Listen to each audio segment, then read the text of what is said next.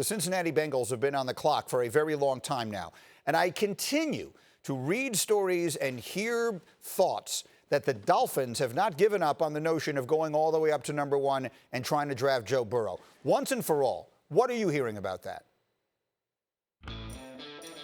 I am told that the Dolphins would like to go up and trade for that number one pick and take Joe Burrow, who they see as the number one quarterback in this draft. But I'm also told that at this point, the Bengals have given no indication that they're willing to move out of that pick, that they intend to sit there at number one and take Joe Burrow. I think you're going to continue to hear this over the next 15 days. It's entirely possible that the Dolphins continue to, improve an offer and get to the point where they entice the Bengals. But to this point, that has not happened, and the Miami Dolphins are sitting there with 3 first-round picks, one of which is the number 5 overall pick, and they feel like if they sit at 5 or even if they trade up with the Lions to 3, they can get a quarterback that they like, but it doesn't look at this point as if they're going to be able to move all the way up to 1 and get Joe Burrow. Right. There's a big difference between getting a quarterback that you like and getting the quarterback that you want. So for more on that, Dan, stay with me. Let me get Mel Kiper Jr. into the conversation.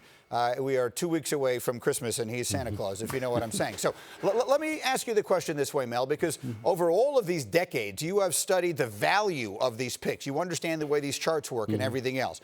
If you're the decision maker in Cincinnati and the Dolphins call you and say, I have 3 picks in the first round this year, you can have them all, and I'll take Joe Burrow, do you do it?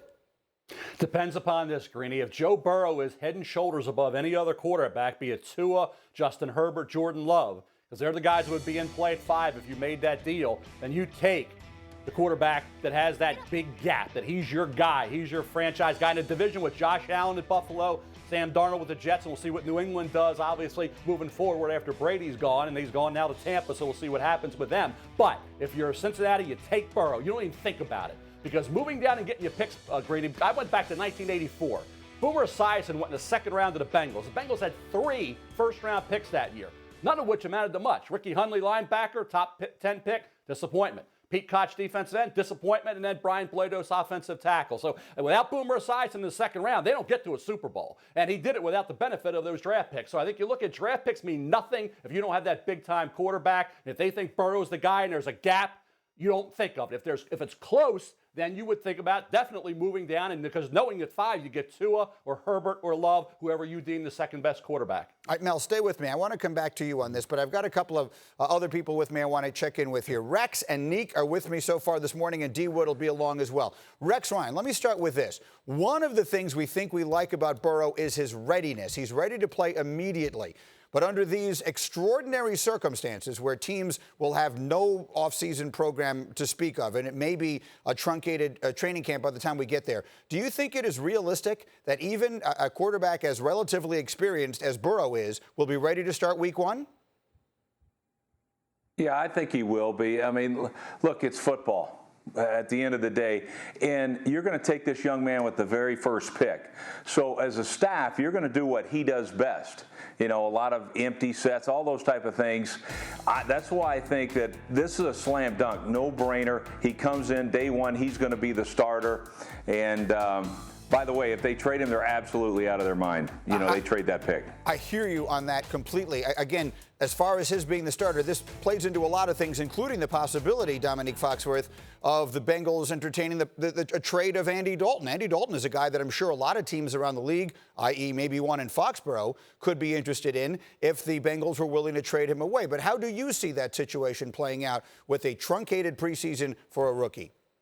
Right, yeah. I mean, I think it's going to be more challenging than Rex suggests. I think it's going to be tough for anybody, even guys who are not rookies, to not have that offseason.